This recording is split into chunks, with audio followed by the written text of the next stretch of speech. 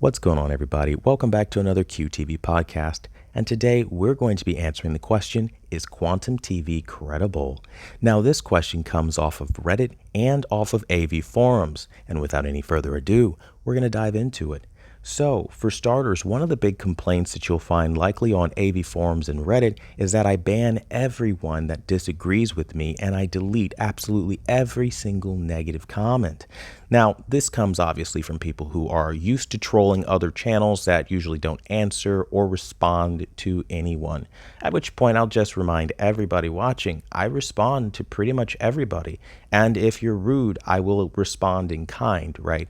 And I think the people that are making these forum pages are just doing so out of malice and hatred for being put in their place when they step out of line. Because make no mistake, we all have a place, right? It's nobody's place to talk down to you and to treat you like less than a human being. And when they start making death threats and personal attacks and then getting banned for it and then wondering why, I think that it kind of goes without saying that that's the appropriate response. Now, again, other people like to make arguments out of literally the smallest things, and I don't have patience for petty people either. That's just one of the things that are counterproductive.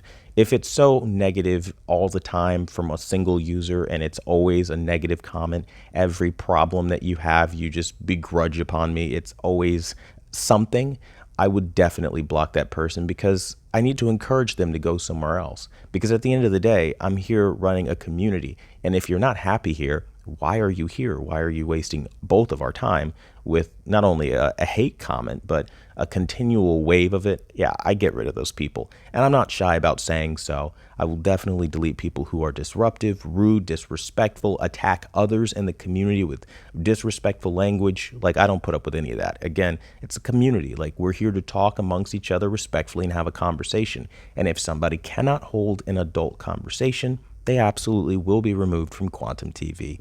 Because unlike other YouTubers, as I've said before, I respond to everybody and I try to give everybody the time of day because I understand that YouTube is a platform where people like step on the backs of others to get where they want to go. I don't do that. I think it's slimy. So I actually respond to my subscribers because I understand my subscribers make me who I am on the platform. That's why I actually get rid of people who deserve to get rid of or gotten rid of. Now, another concern is that I used color set to 90, and that was like one of the big things a lot of these people are running all around AVForums with. What they neglect to tell you is that the reason the color was set to 90 is because on the Sony X900E, on the current firmware that I was on, I was able to show that HDR was so very washed out that even when you set the color to 90, you didn't see a massive increase of color. It almost did nothing because the changes were that inconsequential. And that's what I was showcasing in that video, which of course, the internet being what it is, trolls being what they are, they ran left field with it and turned it into something that it's really not. If you watch any of my recent settings, you'd notice that my Sony A8G color sits pretty much at anywhere from 55 to 60. 65 if I'm being really greedy and don't care about oversaturating, but typically I don't go above 57, 58. Usually it depends on my mood, but I mean, the whole he uses color 90 thing, color 100, and then he's good to go. It's just, again, another ignorant claim from a lot of the same people that have been blocked and banned for hateful, disrespectful, rude, and extremely disruptive behavior.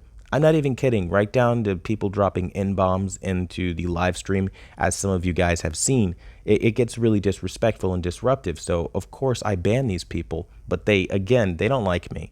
They don't like me because I bash Vincent T.O., I bash AVForums, I bash FOMO on Tech, I bash anyone who is not only shilling, but being disreputable about the way that they're moving up the ladder here. Because I believe that you can make your money on YouTube and you can do so honestly. I don't believe in this whole, like, you have to be a slimy sellout that kind of becomes a commercial upon a commercial, but then monetize your video and then now you have ads running on top of the commercial you're already shilling for. It's like so many things that just really bug me, right? And I always try to talk about these things openly with the community to make people aware of that stuff. So these people, again, don't really like that. Now, another problem that they have is that I use an X-Rite i1 Display Pro colorimeter, claiming that there is no possible way that you could be a professional calibrator and use such an inferior tool. To which I'll just point out that tools are just that, tools of the trade. It's like saying somebody that bought a cheap screwdriver set couldn't do the same exact job as somebody who bought the top of the line one. If you know how to use the tool, you're damn good at your job. You're going to get good results either way, right? And I think this comes from people who have never calibrated a day in their life, and they don't actually know how the Calman software works or what the X-Rite i1 Display Pro colorimeter is capable of. Also, a special note, these same people also don't know that not only did TechRadar, CNET, but also rtings.com used these colorimeters at one point for their professional reviews. No problems were lodged then, but magically, of course, I'm still using it, and so now it's a problem because I didn't shell out the $10,000 for the top-end colorimeters and spectrophotometers. The fact of the matter is that kind of stuff stays at the office. I'm not going to bring it home when I'm doing unboxing and testings and things like that.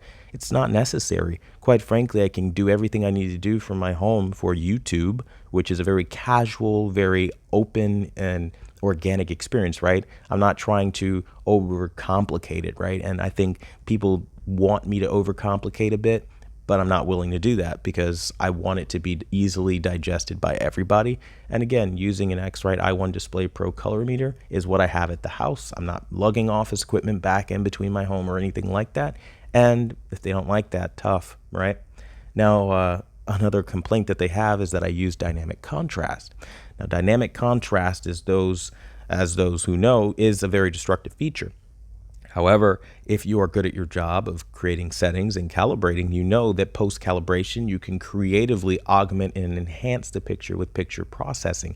And that's what we do here on Quantum TV. So as many of our VIP members can attest, the settings that I make, even though they use dynamic contrast, it's done appropriately because I adjust the values correctly so that it is accommodating for the things that it does mess up, like the clipping that happens in the highlights or the crushing and the shadows. These things can only be adjusted if you know what you're doing. And of course, people who don't know what they're doing would freak out because somebody experienced is using the feature. Now, another one of the things that they say is pretty trivial. It's that I'm basically the Donald Trump of TV and I'm a fanboy and they don't know of what. And really, to sum this video all up and to sum this podcast up, it's basically a bunch of salty, angry, blocked and banned people that use divisive, hateful language against me, and I got rid of them, point blank. And they start their little forums, they go on their little subreddit communities where they're safe behind their screens and good to go, and they don't have any stress or any worry that Quantum's going to come and defend himself or, again, educate them on what they're misinforming the public about. So as far as me being credible, I'd say, yeah, my results speak for themselves. When I talk about the Q9DR and I show the blooming and I show the Q8FN and I show the H9F and all these other TVs being what they are at base value in real time, I think that is very powerful and it speaks for itself because it's real. You can't manipulate it. You can't closed door that test, right? You can't just fake that brightness measurement and post it in a video where you don't show yourself actually testing the brightness like HDTV Test does and rtings again does. You know, everything that I do is live and real time for the sole benefit of helping the channel, helping the community. And I think honestly, that's what really bugs them the most is the fact that I actually know what I'm talking about and I can whistleblow against the best brands out there and disapprove the notion that, yeah, this is the best out there and actually show that name doesn't matter and the brand that they've grew up loving for the last 15, 20 years or whatever the case may be, maybe isn't so great anymore. Maybe they've gotten lazy in pointing out those weaknesses and flaws and trying to highlight that so that it gets better. But of course, it's being taken as if, you know, we're highlighting it to hurt the brand or to maliciously smear anybody.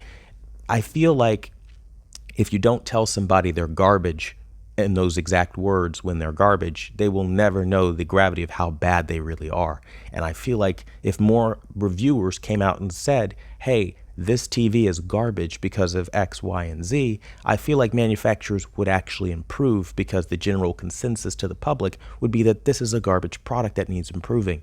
But when everybody's again, pussyfooting around and stepping on eggshells and bullshitting with glowing reviews so that they collect commissions on YouTube, it doesn't really help anybody out. And in fact, it hurts the consumer market, which is why even now in 2020, we're seeing another stopgap year. And that's just how it is. But that being said, I'd love to hear your thoughts in the comment section down below. Thanks for watching the #1 brand in honesty. And until the next video, I'll see you guys later.